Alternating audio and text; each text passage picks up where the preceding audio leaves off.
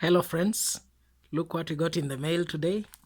We are one step closer to making our cyber off-grid. Maybe I should call our channel Off-Grid Cyber, right? Like Off-Grid Garage, right? The Andy's channel, you know it. We are one step closer to getting off-grid, and I'm so excited to delve into what we have today.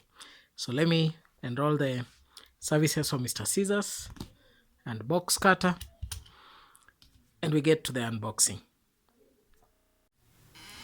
So let's see what we have. We cut the label.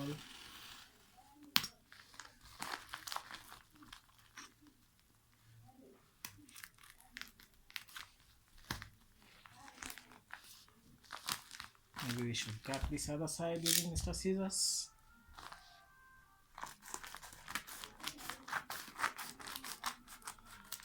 Thank you, Mr. Scissors.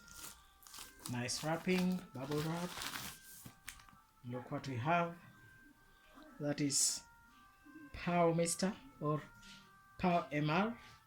Is an MPPT solar charge controller, and I've been waiting for this quite some time. I ordered it on Jumia Global, and so it is right here. Nice packaging. Hi, PowMr. Get it out of the box, and inside the box we have the manual that comes with it, with some diagrams, explanations of how it works. We also have a nice installation or fixture plate template so that you can screw in the precise positions so that you mount it on a surface or on the wall. So those aside, we get into the wrapping quickly. We get inside. Wow! So that is our POW Keeper1220 with a temperature sensor for keeping our equipment nice, like the batteries, even when the temperatures are not optimum. I think it can do something about it. One button, two button.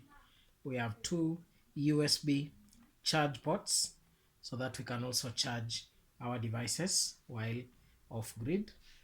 Turning over to the other side, you can see the label. That is MPPT solar charge controller with a rated voltage of 12 and 24. I think that is for the battery. The rated current is 20 amps and the max PV voltage is 60 volts. So that is quite important for us, as we shall see in a future video in the near future.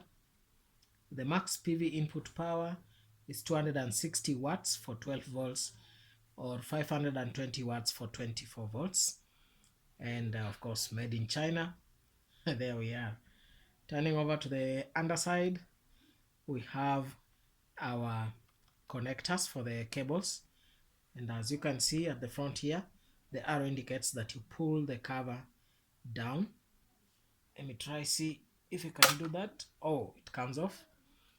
Plastic. Not so cheap, but well, does the job. And so we have our PV input plus minus, and the battery connector plus minus, and the DC output. Maybe you can do it, you can use it to do lighting. So there we are. Those are where you insert the cables, and you have your screw terminals there. Good size, and so I know we will get to see it better when we'll be doing some installation. Going to the back side, we have a heatsink, a beefy one. I think this for 20 amps should be good to cool the MOSFETs inside there. And so it's some good all metal to let the heat dissipate from the device. We have the mounting holes to allow us mount on a wall. And as you can see, there is no way you can screw from this side. That means you have to screw onto maybe the base plate or wood that you have, and then just slide your controller on. So that is it, nothing else.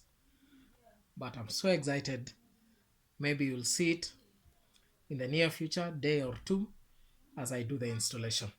So please subscribe.